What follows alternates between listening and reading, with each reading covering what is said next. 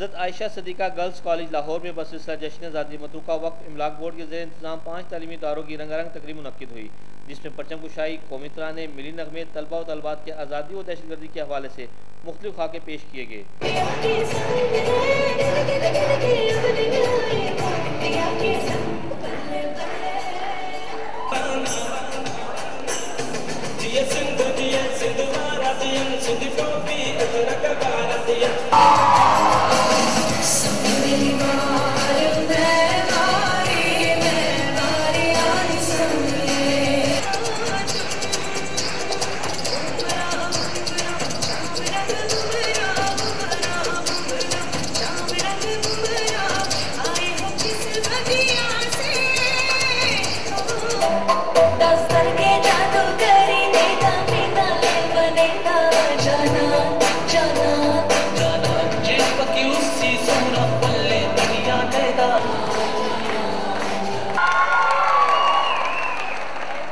तकरीब में chairman board Sadiqul Farooq मेहमान खुसूसी थे।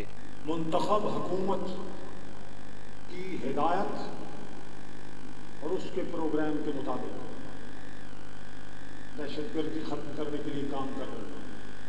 चेयरमैन ने तकरीब में हिस्सा लेने वाले तलबा व तलबात और असातिज़ा के लिए नगद इनाम का भी ऐलान किया। कैमरामैन इमरान मुगल के साथ शहजाद राजपूत, पाक न्यूज़ लाहौर।